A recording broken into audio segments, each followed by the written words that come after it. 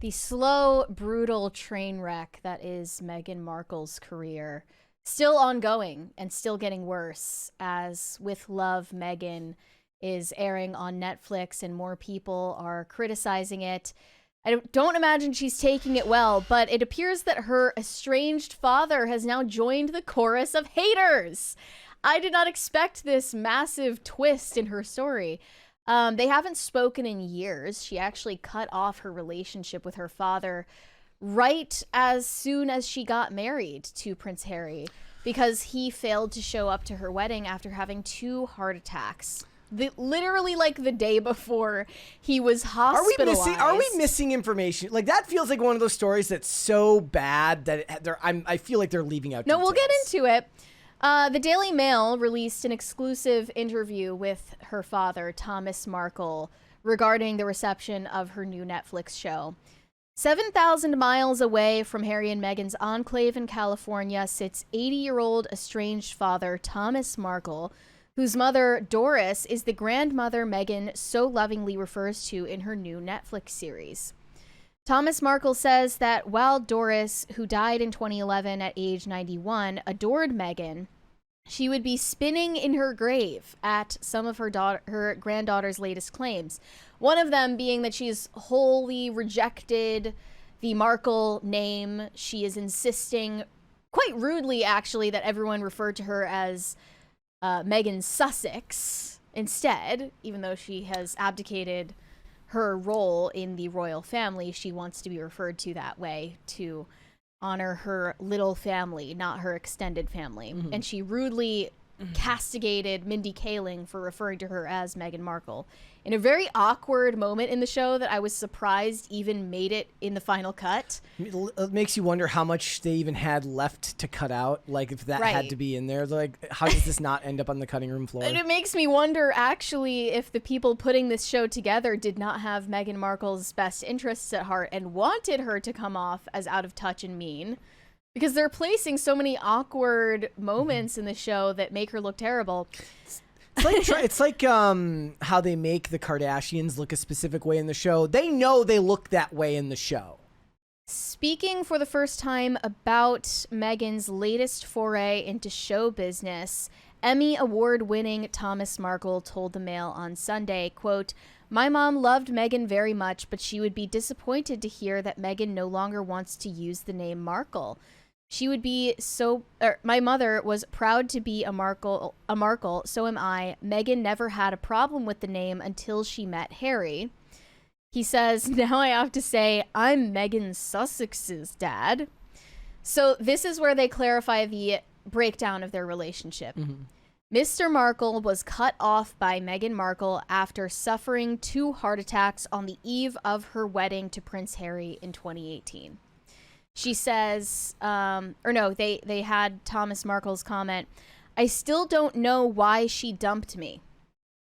She never forgave him for missing her wedding after suffering 2 heart attacks and being hospitalized." I feel like, just speaking rationally, that's something that he's leaving out some details. I'm sure that there's another side to the story that we're not hearing, but from what it appears to be, this doesn't look She's good. just like, how dare you have a heart attack on my wedding day? She later accused her father of failing to get into a car that she sent for him, even though he was in the hospital at the time. She's like, and I didn't get a refund on that Uber Black. He has since relocated and lives in the Philippines, and he says the thought of watching her Netflix show is too painful.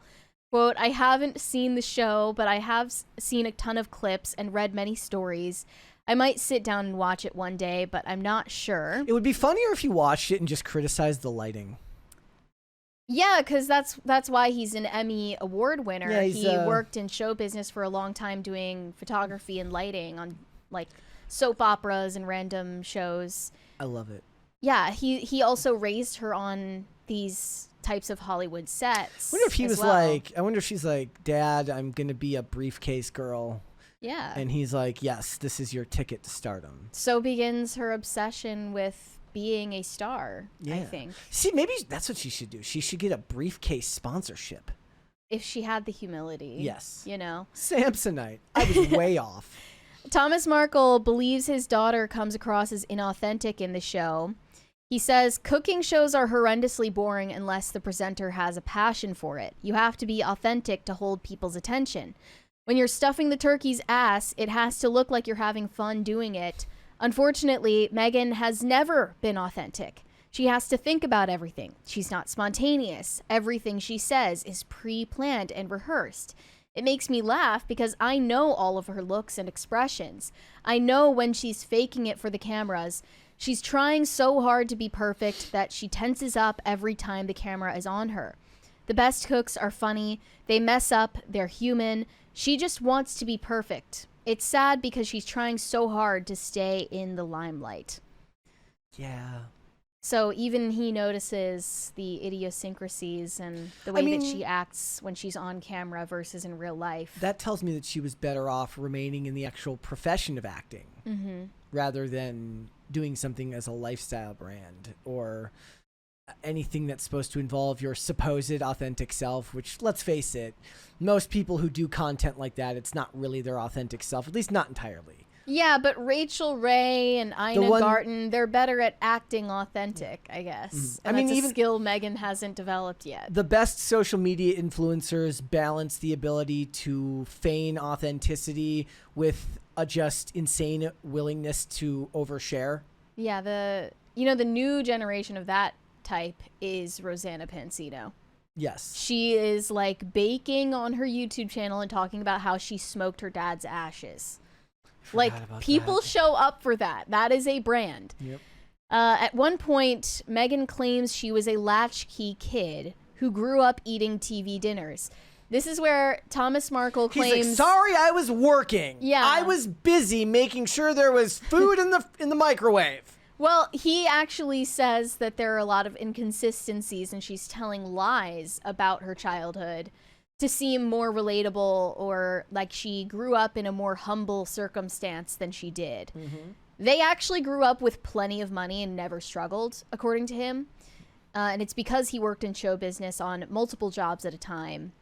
So here is what she said in full. I grew up with a lot of fast food and a lot of TV tray dinners. It feels like such a different time, but that was so normal with the microwavable kids' meals. Like Thomas Markle says that Meghan lived with him full-time from the age of 11 until she went to university at the age of 18 after her parents' divorce. It's like the clip of Victoria Beckham and David Beckham. Exactly. No, be honest. Be honest. What car did your dad pick you up from school in? What was the car? It was a Rolls Royce. Yeah, it was a damn Rolls Royce, and she was trying to say that she was middle class. She's like, we grew up middle class with our Rolls Royce. And he's like, that's better. Thank you, thank you, Victoria. So the suggestion that Meghan was a latchkey kid grates Thomas Markle, who says he would personally be picking Meghan up from school every day. He said, we occasionally ate TV dinners, which family doesn't, but I was working 2 jobs and money was never an issue. We'd eat out at least 3 times a week and order in the rest of the time. He lists some expensive restaurants that they went to in the area they lived. There were a lot of them.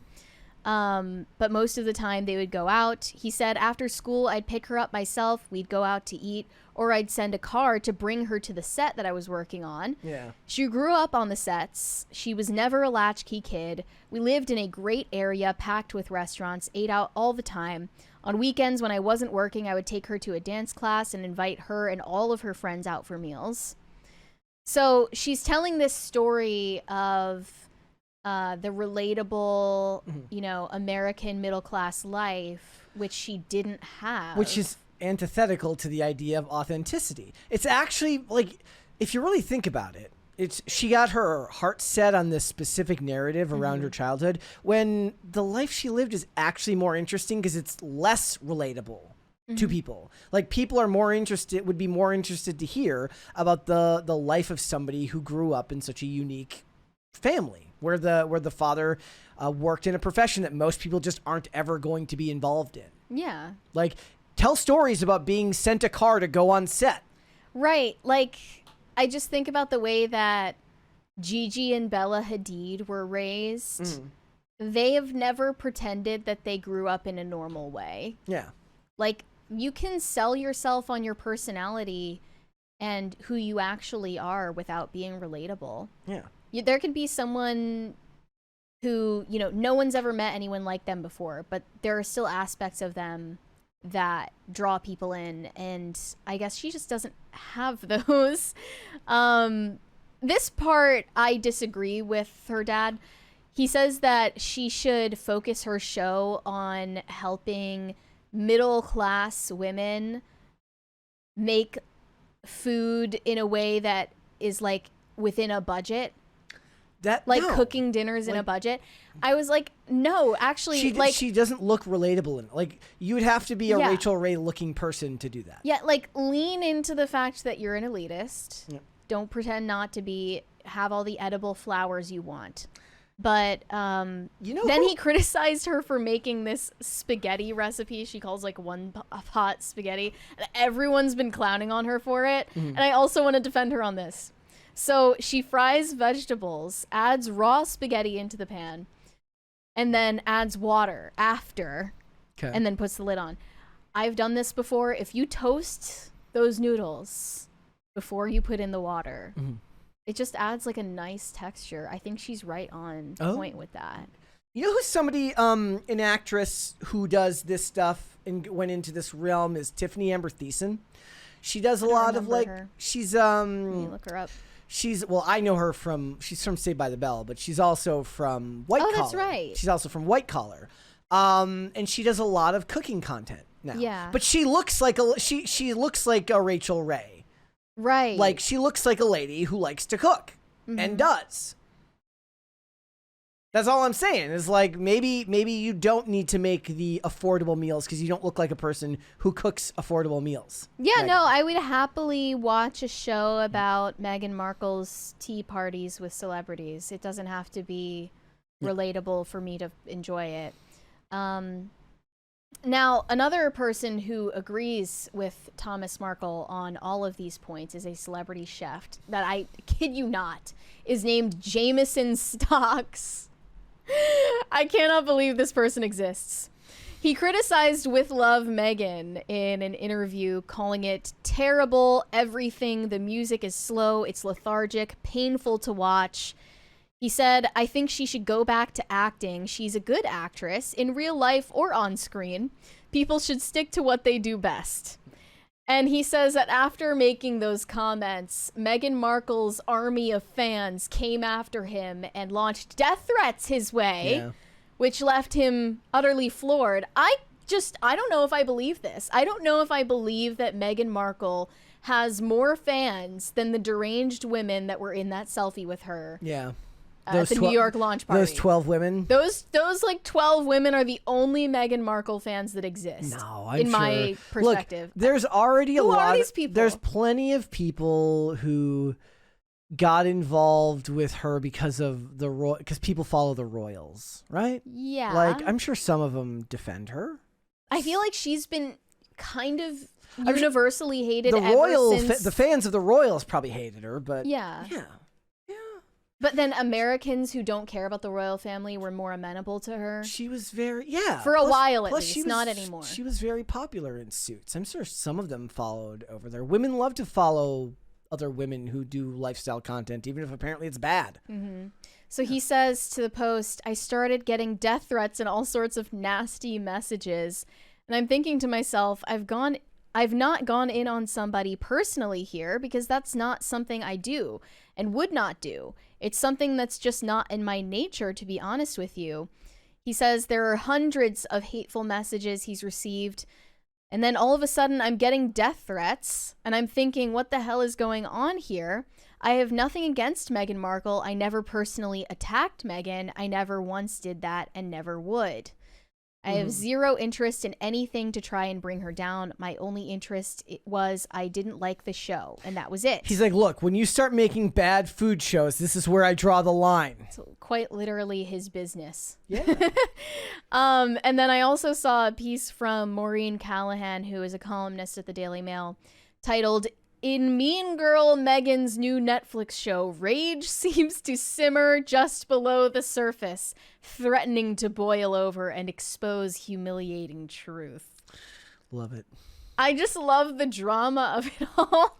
I love it. I think I can tell in the scenes that have been posted so far, she is kind of trying to micromanage everything and get the right shot and the right angle. And she wants the people she invites onto the show to act a certain way. And to say the right thing. And say the right thing. And when they don't, she gets kind of passive aggressive at them. You know what? Maybe she has never experienced. You know the phenomenon where like you craft the most banger social media post. You craft the most banger tweet, the most amazing Instagram post, and nobody cares. But then you throw one out there at a moment's notice. You're driving and you type it. You're not supposed to be typing it, but you type it while you're driving, and then you throw your phone on the seat, and then you come back and it hits big. She's never experienced what actual authenticity ends up benefiting you. Yeah, she needs to start lashing out. Like maybe drunk tweeting is a good idea for her.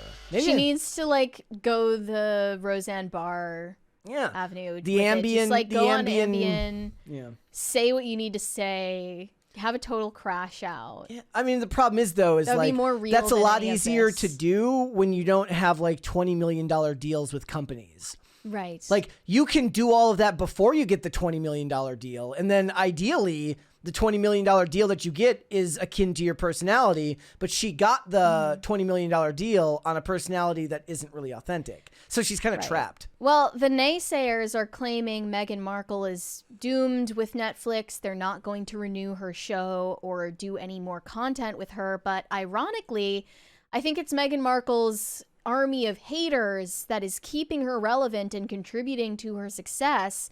Allegedly, hate watching is making it one of the top 10 shows globally on the streaming platform. Well, Harry and Meghan came in second. Which one? Behind Wednesday. The first one that they did. Oh, the docuseries that came out like a couple of years ago.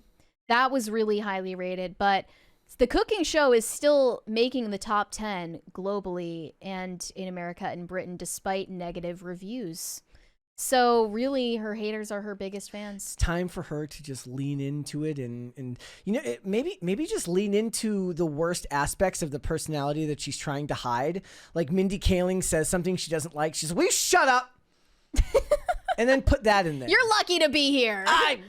No appearance fee for you. Aren't you grateful that I sent you jam? Yeah. I'm gonna give you the peanuts in the regular packaging, not the fake packaging that I make. Or even better, To Trader Joe's with you. Not that SNL is funny anymore. I'm just saying the gesture would be nice if she guest starred on SNL somehow, and they made a skit or two about her and Harry. Yeah. Just she has to be able to laugh at herself. Some playful jokes, nothing serious. She has to be able to laugh at herself. It's also, now that you're American, you don't need to act like you're some kind of foreign dignitary. Relax. Thanks for watching. Listen to full episodes of Pop Culture Crisis on Spotify. Keep up with us on social media and make sure you subscribe and ring that bell so you never miss the show. Bye, guys.